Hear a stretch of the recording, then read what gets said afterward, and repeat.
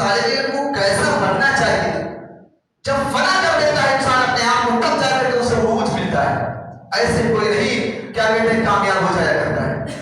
آج ہم تو خانقاہ سے جڑے ہوئے ہیں, ہم تو شاہ میرا کی بارگاہ میں رہنے والے ہیں. اگر یہاں پر پڑھتے یہاں پر رہتے ہوئے بھی اگر ہم نے ادب نہ سیکھا تو کچھ بھی نہ سیکھا. اگر ہمارے اندر ادب نہ آیا تو ہم نے کچھ بھی نہ سیکھا. آج کسی کی شکایت ہوتی ہے, والدین آتے کہتے میرا بیٹا میری باتیں نہیں سنتا ہے, والدین آتے کہتے میرا بیٹا میرا فرمانبردار نہیں ہے, استاد کہتا ہے ڈانٹتا ہوں کہتا ہوں سمجھاتا ہوں مگر یہ سنتا نہیں. کیا بچے ہو گئے؟ انہوں نے ہم اور آپ نے اپنی تعلیم کو بلا دیا. حضرت شاہ بخی الدین رحمۃ اللہ تعالیٰ علیہ کے اندر چاہت پیدا ہوئی. آپ نے سفر طے کیا, بہت مالدار بھی تھے, امیر غریب گھرانے سے تعلق تھا, مگر پھر بھی صرف علم حدیث کے لیے طلب علم کے لیے اپنے گھر سے سفر کیے, ناؤ کا سفر کیے. اور جب وہ ناؤ جو تھی وہ بیچ سمندر میں پہنچی تو سمندر میں طوفان آیا, جس کی وجہ سے وہ منزل تک نہ پہنچ سکے. ایک جزیرے سے ناؤ لگ گئی. بہرحال 2 مہینہ تک آپ کو وہاں پر ٹھہرنا پڑا, پتھر کھا کر وقت گزارے. اور اس کے بعد جب بغداد شریف پہنچے آپ نے لوگوں سے رابطہ کیا اور پوچھا بتاؤ یہاں پر امام احمد بن حنبل کہاں پر رہتے ہیں, ان کا مدرسہ کہاں پر ہے؟ تو لوگوں نے کہا ارے حالات بدل گئے, بادشاہ جو تھا وقت کا وہ حضرت کا مخالف ہو گیا, اس نے مدرسے کو بند کر دیا ہے. کہا حضرت کہاں پر ہے؟ کہا حضرت کو قید کر دیا گیا ان کے گھر میں. ان کے گھر کو کر کے چاروں طرف کرفیو کا ماحول ہے, کرفیو لگا ہوا ہے, کوئی وہاں تک جا بھی نہیں سکتا.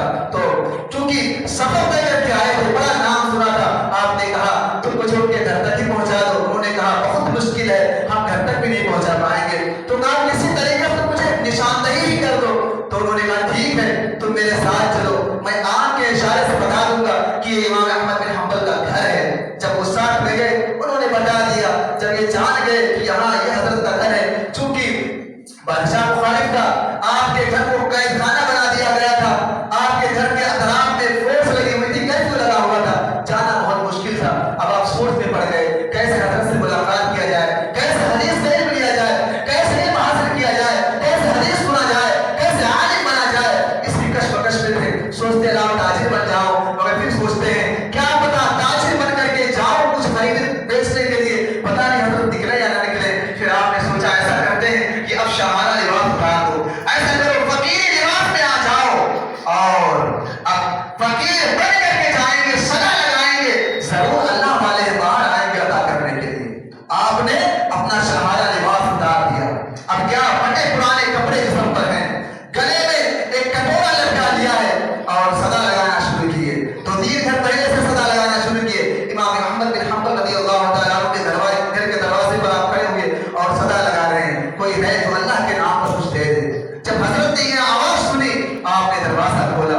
وہ نورانی چہرہ, وہ خوبصورت چہرے والے اور جن کے اندر ایک عالمانہ وقار کا اظہار ہو رہا تھا, جو اللہ کے برگزیدہ بندہ تھے. جب آپ نے دروازہ کھولا اور حضرت شاہ بخی الدین نے آپ کو دیکھا تو حضرت چونکہ صدا تو سن کر آئے تھے کہ مانگنے والا آیا ہے, تو آپ ایک اشرفی اپنے ہاتھ سے دیے اور ان کو جب دینے لگے تو انہوں نے کیا کیا, بڑھ کر آپ کے ہاتھ کو پکڑ لیا اور ہاتھ کو چوما اور کہنے لگے اے استاد محترم, اے امام صاحب, میں یقیناً بھکاری نہیں ہوں, میں مانگنے نہیں آیا ہوں, مجھے اشرفیہ نہیں چاہیے, مجھے دینار نہیں چاہیے, میں تو حضور کی حدیث سننے کے لیے آیا ہوں. میں نے سنا آپ کا مدرسہ بند کر دیا گیا ہے, میں نے سنا آپ کو قید میں رکھا گیا ہے, مگر میری خواہش تھی کہ میں حضور کی حدیث کو سیکھوں, میں علم کو حاصل کروں. لہٰذا اے امام, میں روز آپ کی بارگاہ میں آیا کروں گا ایسے بھکاری بن کر, بس آپ مجھے ایک حدیث سنا دیا کرنا, میں دوسرے دن آؤں گا اسے یاد کر کے آپ کو سنا دیا کروں گا.